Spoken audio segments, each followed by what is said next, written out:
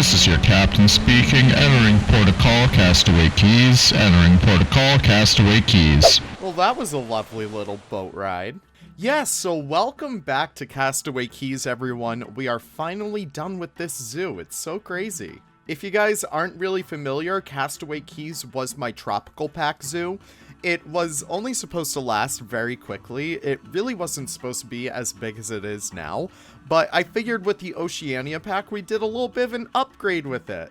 And lo and behold, we're finally done with it. Check out that gibbon up there. I just love the fact that the gibbons can actually use the vines now. That's so cool to me. So yeah, we're gonna have a little bit of a tour through my little tropical paradise and kind of talk about how we made it, my favorite parts in here, my least favorite parts in here, and talking about what we're gonna be doing next. Now you guys are probably wondering how we actually got an island map in Planet Zoo. As you can see, it is a diorama. So here I have kind of like something that indicates where the water level is. And over here I have some stuff that I should probably delete. So yeah, this is done entirely on a diorama map.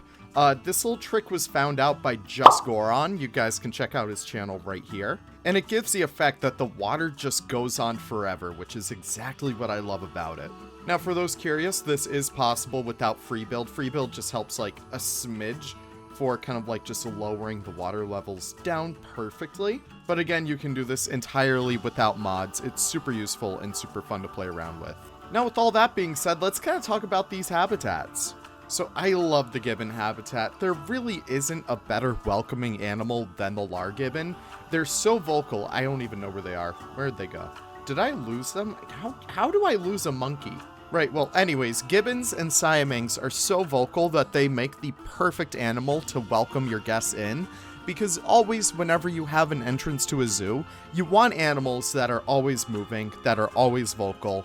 And I think that this mix over here with the Asian small-clawed otters in the water and the gibbons up above makes for a really awesome combination. With the release of the Tropical Pack, we also got the ability for gibbons to climb on vines, which is so incredible to have. It really is such an amazing feature that really just elevated both the gibbon and the siamang up to like S-tier animals. Throughout the entire zoo, you'll see some blueprints I've used from various creators, specifically this one. This is Lion's Modular Sign Pack. Those are the items that we just deleted from back there, but we have a whole bunch of them all throughout this zoo. So I figured we might as well just check out the main island first, then we could check out the second one over there, that's our little pirate island, and we could check out the Oceania island last. So continuing up this way, we're just gonna cut through here. We actually get another view at our gibbon habitat. Look how awesome this is. I was super inspired by Disney's Animal Kingdom, specifically for how they actually have all their climbing structures for their primates. I'm covering up completely with that pillar, I'm sorry. And I just really wanted the scaffolding look to this entire habitat. It looks so awesome.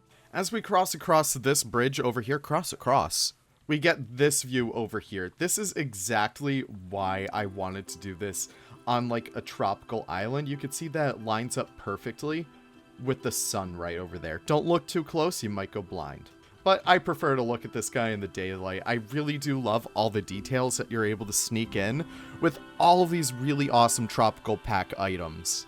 Now continuing over here, I'm hoping that we get a little bit lucky with the fusas. So this is our fusa habitat. They're actually able to overpass right above us, but it doesn't seem like they're actually active right now. Let's see if I could fix that. Wait, where are you going? Where are you going? Oh no, no, not with the lemurs, not with the lemurs. All right, that's much better. So yeah, this is an entirely custom overpass. I was super inspired by Philadelphia Zoo 360.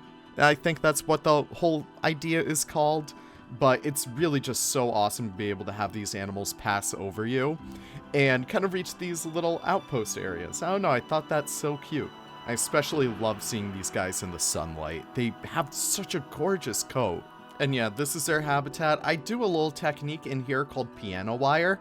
I don't know if that would actually fit the bill for Fusa because they are like very destructive carnivores, but I think that it looks cool, so that's why I did it.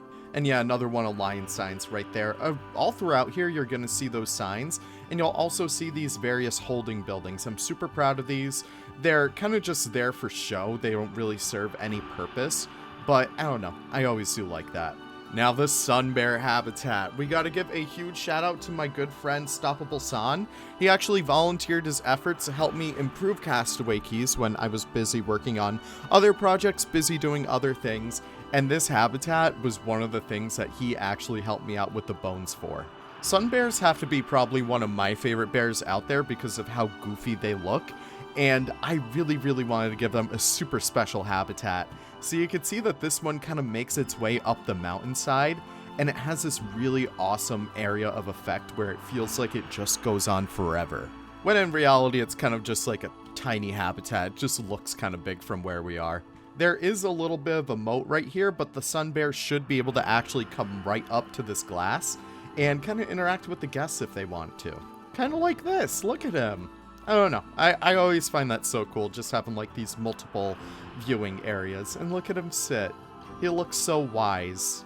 So making our way down here, it is a little bit of a funky elevation zoo. I apologize. Normally I try and make my zoos as accessible to people as possible. That means like anyone who uses like a walking device or like, you know, wheelchairs or stuff. I apologize, in this universe, that you have super wheelchairs, I guess. Yeah, admittedly, building a zoo on, like, a volcanic island really isn't the most accessible thing in the world. But here we also have our lemur habitat. Again, another beautiful build by Stoppable San. It has black and white ruffed lemurs and ring-tailed lemurs, and it's just such a lovely continuation of the Fusa habitat. So the Fusas are actually able to stay in that building right there. Meanwhile, all the lemurs can kind of traverse this entire habitat, and they have their own little bachelor pad, I guess, right over there too. However, we're going to make a complete 180 and check out some tigers. I really do love this effect that I was able to do over here. I used the moss pieces to make it look like that kind of painting is a little bit more dilapidated than normal. And I did the same thing with that one over here, but check these guys out. This guy just loves to sit in this corner. I think he's actually stuck. Yeah, he's stuck. Alright, I fixed him, I think. It looks cooler when he's actually facing you. But this is our tiger habitat, specifically Bengal tigers. So yeah, admittedly the lighting back here isn't too good. It's really in a pretty bad spot, but it has a really awesome waterfall. Let's go down and check it out. So yeah, you have this huge viewing window over here and you could look right up that waterfall. I really do love the effect that that has. It feels so natural, so cool. But yeah, actually changing the lighting so we could actually see in here, it's nothing too crazy of a habitat. I don't even think I made a speed build for this one. I kind of just made it on my own time because at this point I was kind of done with Castaway Keys and wanted to finish it. And as we turn around, we have a little bit of a snack shack over here. This is where you could kind of just chill out, get something to eat.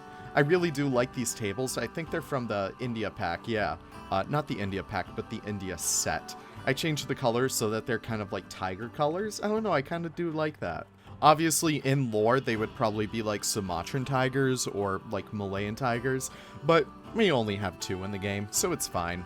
Absolutely love this archway too. I believe this one's by Eben. Eben also made these lovely rhododendron trees that you're going to see everywhere. Super awesome piece that we have right there. So yeah, don't mind me, we're just doing a whole lot of backtracking because, admittedly, I didn't plan this zoo too much. So over here, we are reaching our red river hogs and mandrill habitats. A really awesome concept that I've seen done in a few places. I just got back from the Bronx Zoo. You guys are probably seeing all the million shorts that are coming out with that. But they actually combine both red river hogs and mandrills, and it's such an awesome mix. But you know what's also awesome? Guest seating areas. Look at this. It's so cozy. I don't know. I just like the look at that little pavilion right there. It feels like it's so cozy. If only this thatch were flexi-color, wouldn't that be fun? Alright, but regardless, this is a really awesome habitat. I really do like my technique that I did for the mud pillars over here. I really wanted it to feel like it's a dried out riverbed.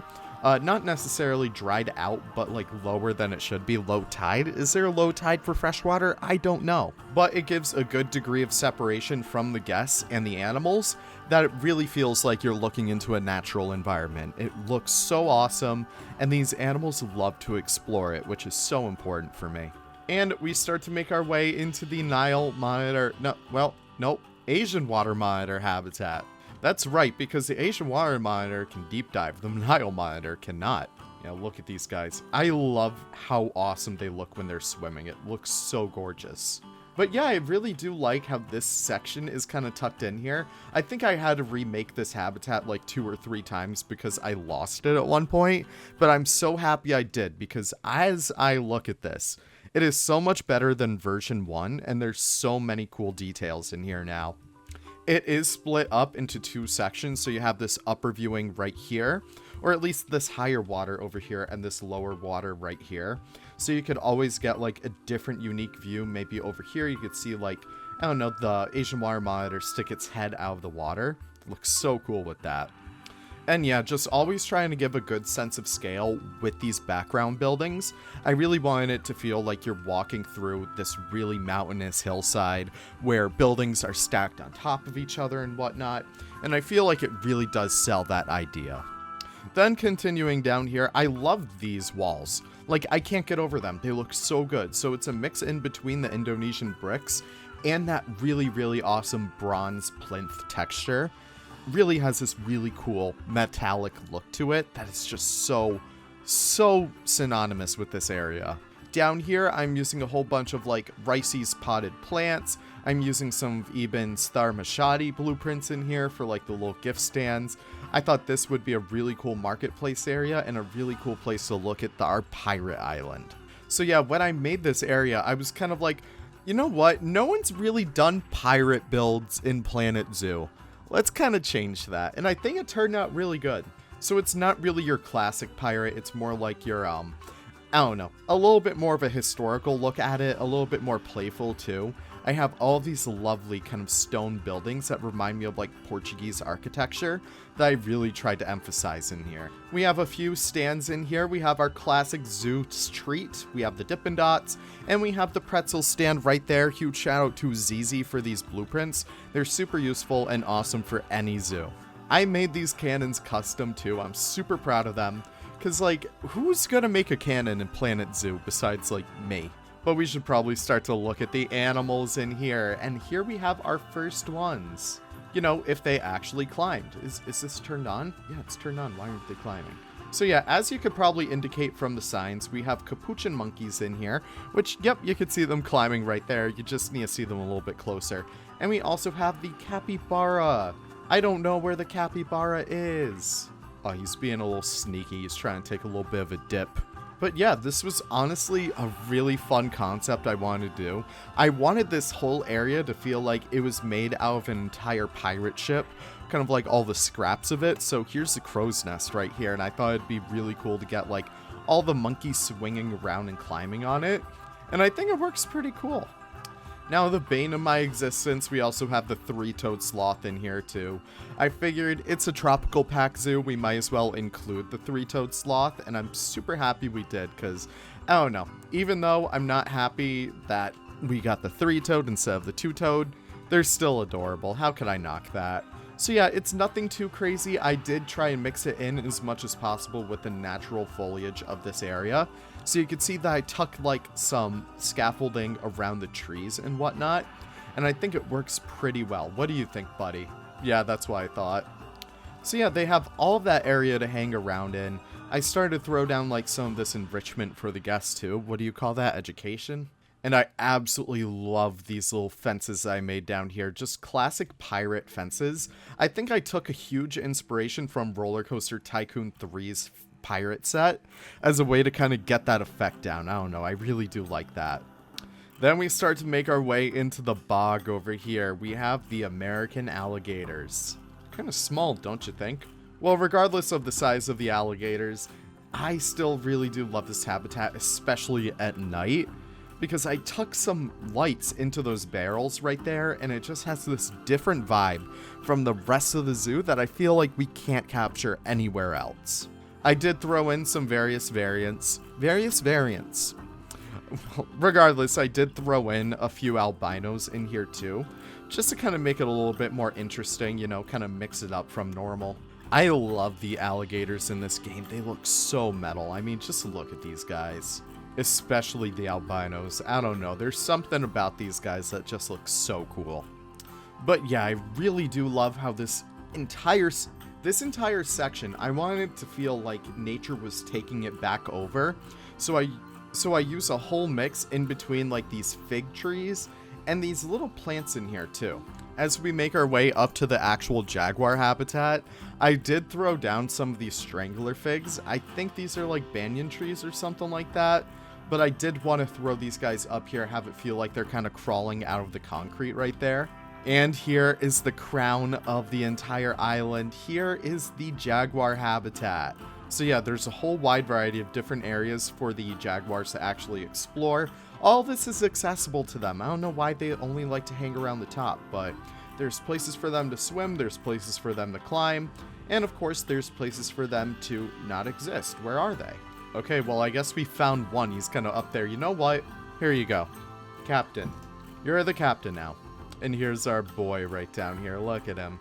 But yeah, I got that pirate ship off the workshop, and most of this habitat was kind of just deconstructing it and seeing what pieces I could use where. Because again, I wanted to feel like it was taken over by nature, and the pirates, whoever landed here, were like, okay, let's see where we could actually put the rest of like the pirate ship, you know? But yeah, that's it for the pirate island. It's a little bit of a goofy idea, but it turned out so good. I don't know. Just the mix of the white and the green all together looks so awesome. I don't know. I also love the view from down here because it feels like it's an artificial island, which I mean, technically it kind of is. But these islands over here, you have the mangroves kind of surrounding it, but it feels like that this area kind of was just built up by humans, which I really wanted to have the effect of. Oh yeah, did I ever show off the volcano over here? This was a kind of fun trick. So I believe this is all just, yeah, this is all rocks in here. And I'm fairly certain that the water is just flexi-color water turned all the way orange. And I made it a little bit misty in here so that it feels like it's about to blow up. I don't know. I thought that was kind of cute. And because Planet Zoo doesn't want me to rest at all, we could actually check out Oceania Island. Now, if you guys haven't actually checked out this video yet, there's something that you need to know. I did not place down a single item in here. Well, let's be honest, I placed down like one or two, but all of these items that you're seeing right now are blueprints. I seriously can't get over the quokkas. They are like the cutest damn things in the world. But yeah, this was part of a fun little challenge for myself to see if I could build an entire quote-unquote zoo with only blueprints. And instead of doing a zoo on its own, I decided to make all these habitats. So yeah, we also have the kiwis in here. I think we have a piebald or an albino in here. Yeah, there they go. Look at the little coconuts. But yeah, I really do like the effect that this area has within itself because it feels a little bit more different from the rest of the islands. Because it, like, all the new foliage in here feels certainly true to itself, but it feels like it's a lot more built up than the other islands. It feels like there's a village here, which I mean, I guess the buildings kind of help out with that. But yeah, making your way around here, we are coming up on the, well, this is certainly something to let Frontier know. That's not too good. Yeah, I can't fix it. That's interesting. Let's ignore it. So yeah, kind of continuing on like the pirate theme, we also have our little blue penguins in here, and they are quite noisy. Yeah, I don't know what's happening with those rocks. That's like the first time I'm ever seeing that. Oh well, that's weird. Regardless, these guys are super adorable, and when they actually swim, it's super cute, but hey, what can you do? It's Planet Zoo. Not only can our flightless birds not fly, they can also not swim. Now, this is probably one of my favorite parts of this island over here. I made this little habitat down here for the flying fox. I thought that this was such a fun way to integrate the animal in here without really taking up too much room. So yeah, it's just so cool to have like these kind of ambient animals flying around. I thought that was a really cool way to integrate these guys in here.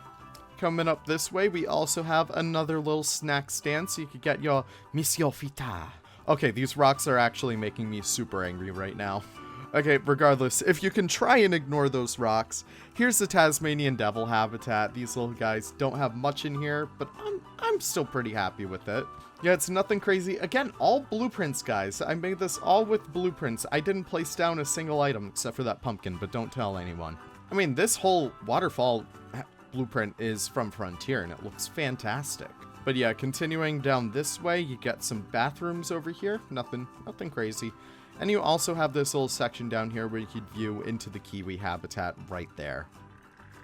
But oh my gosh, my friends, that is it for Castaway Keys. I'm so happy that this zoo is done. Now that you guys will be able to pop in here, now that you guys will be able to check out your own little tour, steal some blueprints from me, why not? I'm super happy that you guys were able to support this series all throughout. Really awesome that we could finally call her finished. And I'll tell you what, guys, we'll end it right there, looking at exactly where we started. Thank you so much for watching. Have the most wonderful of wonderful days. Cinematic tour will be coming out relatively soon, but I'll see you guys then. Take care and bye-bye.